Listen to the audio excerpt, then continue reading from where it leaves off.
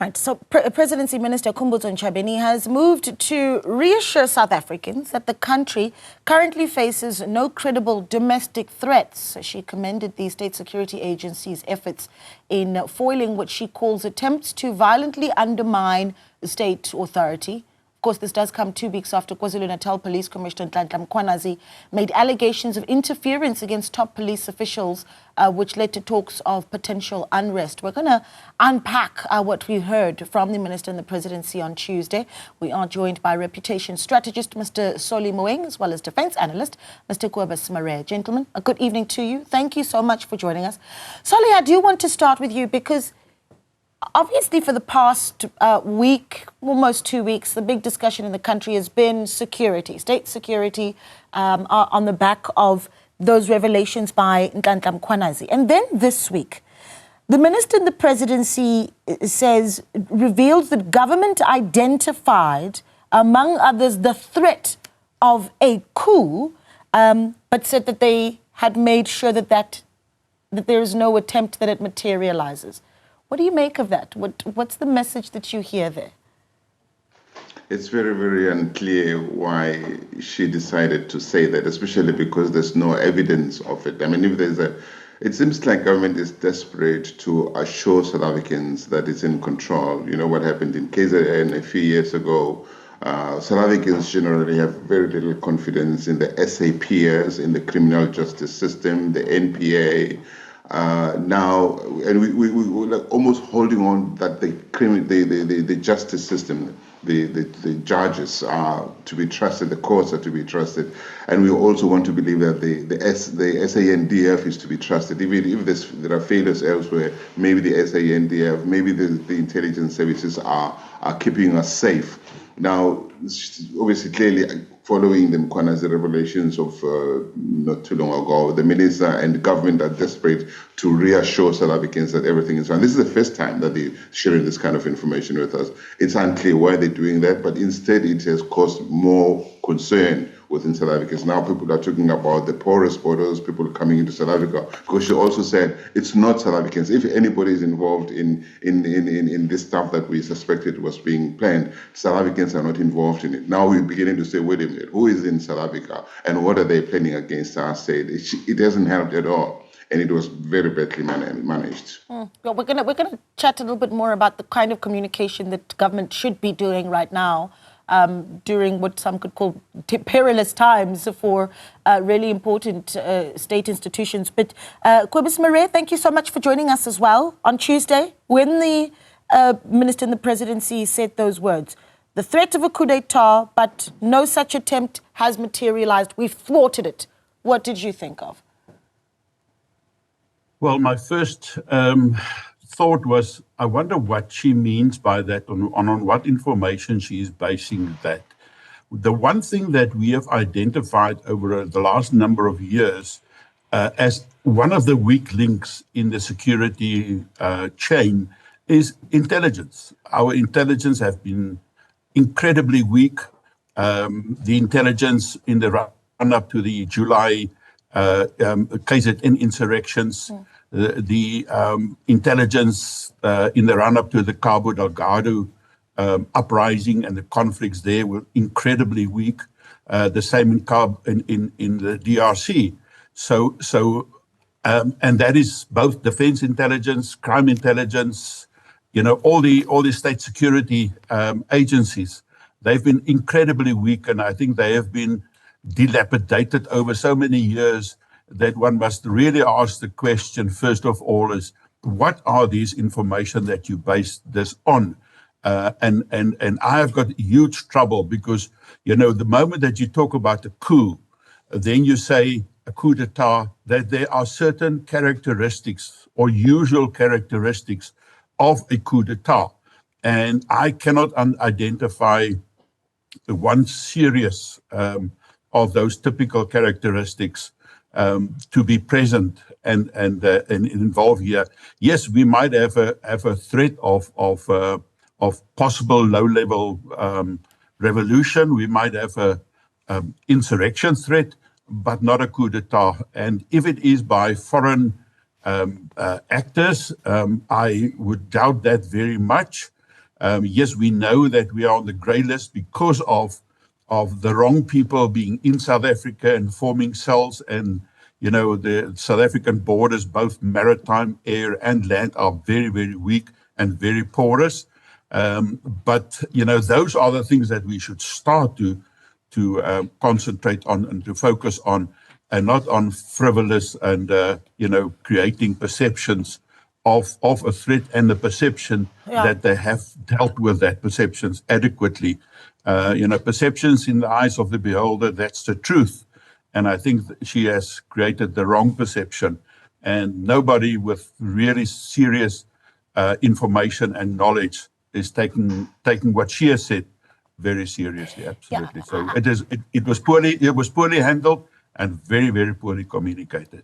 I must say that I got the sense that it was quite foggy, very difficult to sort of make sense of. And so what I wanted to maybe is go back to the words that she used, because there's the question of, wait, was there the efforts that were seen to be an attempt of a coup, or is it just that there was the risk of a coup, which I suppose one could argue is not the same thing, right? Because in her own words, and we'd remember, sorry, that this was when she released the redacted version of the National Security Strategy, as well as the National Intelligence Estimate, right? So I suppose, this is the state of our security. This is what our intelligence has been working on. This is for the country to see. And one of the risks that we've identified, she says, we have listed the risks. And remember, a risk not necessarily materialize, you need to identify it and mitigate against it. One of the risks is the risk of a coup d'etat. We have identified it and put measures to mitigate it. So perhaps it is just a risk, right, Solly, that it's saying, well, there's a loop in our security that could allow for a coup, and not that there has ever been an attempt for a coup. Well, one still wonders why she needed to say that. I mean, if the intelligence services are so effective, to what extent would they have seen that there are troubles in the SAPS? There are all these suspected, now declared, exposed by the Lieutenant General in KZN, problems of the underworld being involved in us. Those are the kind of things that South Africans want to hear. I mean, she's going off and telling us that, no, don't worry, you're not this. Maybe there was a suspected coup, but it's not happening. Why did she need to tell us that? I'm really keen to understand why she would. Is she trying to say government is in control? I think, clearly the government is reputationally very, very damaged in as far as security issues are concerned, and I think it's almost like clutching at straws, trying to appear to be in control when there's no control at all. And that's worrisome, because now we're asking us questions that we were not asking ourselves before she came on in front of TV cameras to say what she said. Yeah, she goes on to say, that's why we say to South Africans, there's not been anyone attempting to do a coup in South Africa. Okay. Interesting.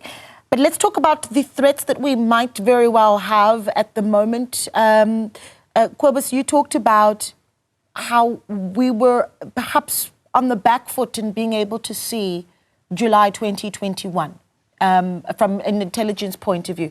And I think about what this moment means. Yesterday we had a conversation with Eugene Mtetwa of the Economic Freedom Fighters, who, if you'd seen him yesterday in the Joint Justice and Police Portfolio Committee meeting, said, if the president does not deal with this Nhlanhla Mkhwanazi matter and the Senzo Mchunu matter, he says, his words, he says, the country will see fire. His words. And obviously we had a debate around whether or not that is incitement. But now you've got the MK party saying they would follow through on their ultimatum, that if Ramaphosa does not fire Mchunu, that they will see mass action, and also the president will face a motion of no confidence. But they say rolling mass action. Is that a concern for you, Kobus? Well, it's always a concern, because we have seen in July 21 that the capabilities and the abilities of government to respond to threats like that is very weak. And I have been very much involved in that process at that time, in terms of liaising between people on the ground and defense leadership. And, we have seen how, just for one example, the hardware, the prime mission equipment that was that was able to be deployed there, and also air support. Things like that we do not have at the moment, and which is obviously a very weak measure and an indicator of possible, insurrections or coups. Now, obviously, as I've said, intelligence have been incredibly bad at that time, and I know that when I left Parliament last year, one of the weak links were certainly intelligence and the quality of intelligence that we could work with at the time. Now, I don't think much has happened, although they might have objectives and goals to increase and improve that. But when she said the threat is not by South Africans, so in other words, by implications by foreigners inside South Africa, then it already indicates that she has agreed that some people outside has come in and is established inside South Africa. Either she implies that they have got their own military or police capabilities, or that they will work with our certain military and police capabilities. Now, obviously, again, then you look at, again, the typical characteristics of a coup d'etat, and you see the required role of a military kind of insurrection or a uncertainty and displeasure. And then you see those things are not present at the moment. Right. I can't see that. Yeah. And also the same with the police. One must remember our history, where we are coming from. It is not a unified one military force, and the same with the police. It is of the previous regime. It is of the current dispensation. Also, the forces that came into, for instance, the Defence Force, was not only MK or old SADF, but it was also the different TBVC state military forces as well, and other, revolutionary forces as well. So there is not one homogenic group that will carry out that. They are so divided, and I think especially amongst the top leadership, they are very loyal to the ANC leadership. All of them came from the MK. All of them were what they refer to being in the trenches, and the others not.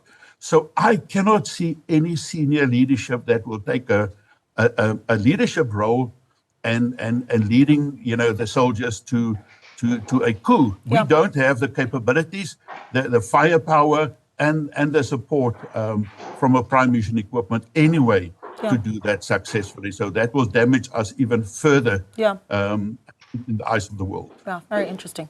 I want to take calls. Our viewers also have the opportunity to share with us what they make of this discussion. Jabu's calling in from Vosloorus. Jabu, good evening. How are you, Nhlanhla? I'm well, Jabu. Thank you so much for calling. What are your thoughts? Yeah. Now, let me tell you something. This minister is lying. They are trying to put a great face. Instead, they want sympathy from us, the public people of South Africa. We are not stupid. In fact, if that was going to happen, I was the one who wanted to support it. So there is not like trying to foil the coup. Okay, Jabu, not convinced. Okay, Jabu from Vosloorus there. Thank you so much for calling. We'll take more calls, 01059461010, or WhatsApps on 072-110-5584. So here's the reality, though, Solly, is that government at the moment does need to, I suppose, have a communication strategy at a time like this, because you will note the temperature of the country after Mkhwanazi's explosive press briefing. Yesterday, DAMP is part of that portfolio committee that's now going to form an ad hoc committee to look into it. One of the DAMPs that we spoke to said, well, the temperature of the country right now is something to be concerned about after that briefing. What needs to be said to cool things down? I think, Naledi, there are so many things that 20 years ago, I used to walk around very, very determined, sure that they would never happen to South Africa. Almost all of those things happened to this country. Many people used to look at me and say, it's just a matter of time before you South Africans get there. I used to tell them to go to hell. Now I'm the one who's walking around with my tail between my legs. I would like to say that we're not going to have a coup d'etat. I also don't see any unity in South Africa within the armed forces coming together to say we're taking over. Khumbudzo is absolutely correct. The SANDF and the security forces are dominated by ex-MK soldiers. I don't see them taking down the state. But government needs to accept that we are in a new era. We are in an era of coalition governance. I think the ANC needs to get to a point where it says South Africa comes first before the ANC. It mustn't try to cling to power so badly that it alienates other South Africans who really want. We might differ in the way we want to do things, but I think all of us want this country to work.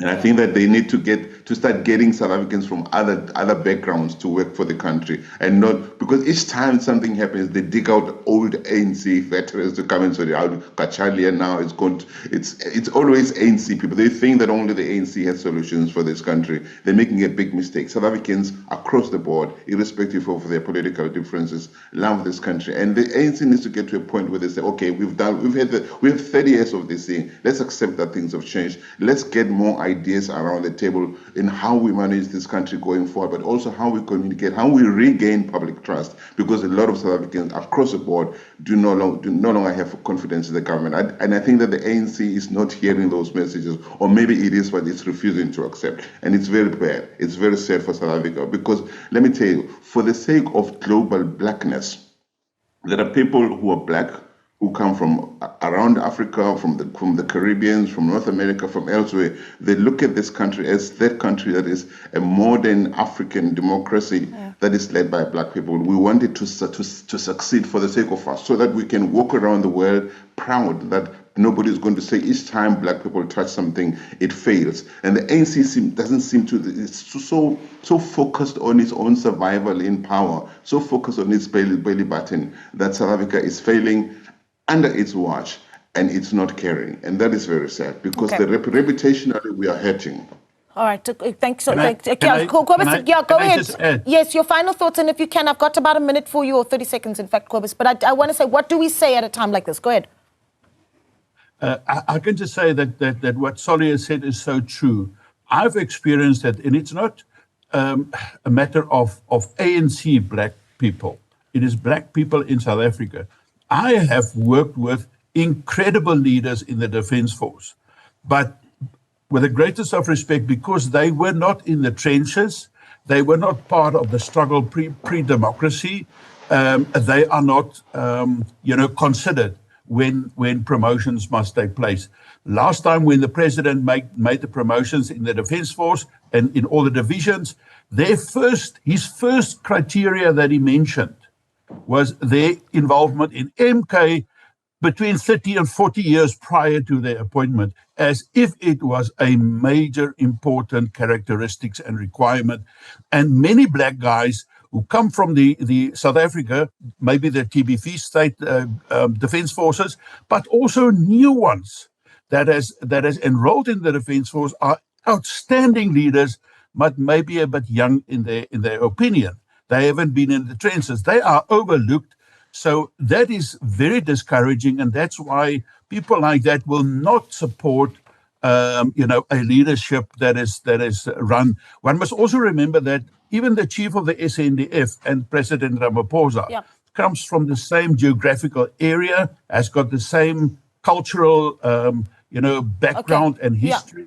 So it's unlikely that they will stand up against the president. Sure, gentlemen, it's been certainly an interesting conversation, right? And we thank you so much for your time as we reflect on what we say about the state of our security and what needs to be said and done. Thank you so much to Mr. Solly Moeng, reputation strategist, Mr. Khumbudzo Ntshavheni, defense expert. We'll take one last caller. David is in Lusikisiki. David, good evening. Good evening. My comments, ma'am, on this, I feel that the minister in the presidency is trying to divert the attention of the South African citizens to what Mkhwanazi has actually unraveled in South Africa. And now she's just trying to pull a trick with South African citizens to say there's something new that you can focus on. Okay. Yeah. Thank you so much, David. Your point is heard. Vuta is in Johannesburg. Vuta, good evening. Yes, how are you? I'm well, sir. Talk to us. What are your thoughts? Norman, I think now it's time for Cyril Ramaphosa to resign. This guy must stop lying in front of us, especially in the national media platform. There's footages where he was with Nhlanhla, who's this guy, Nhlanhla? Now, how can we trust such a president? There is footage where he was with Nhlanhla shaking hands together in the BRICS summit. But he's claiming that he don't know nothing about Nhlanhla. They can't take one side of Mkhwanazi's side. Okay. How can? And they are so brave enough to say there will be no coup because they know that all the militarians that are working in South Africa, the army, they are owning taverns in their homes. We don't have military in this country. Okay. We don't have helicopters. We have not. The country is not safe. We are not safe in this country. Okay, Vuta. This country is falling. Vuta, thank you for calling. I don't know if there was certainly a discussion about the president having a relationship with Nhlanhla. Again, and this is where I need to remind our viewers that some of the views and even allegations that you'll hear from our viewers are not those of the channel. Let's take a look at a couple of WhatsApps that have come in, though. Ronald from Mamaulo says, good evening, Naledi. To be completely honest, we're in trouble as a country. Among the threats to our national security is our inability to handle our borders. Crime is at a high, and we have people in our country who cannot be identified. Ronald, thank you so much for your contribution. Anonymous says, good evening, Naledi. The state security has been failing dismally all the time. Remember the 2021 July unrest? They did not see it coming. Even the coup d'etat will find them with their pants down. Okay?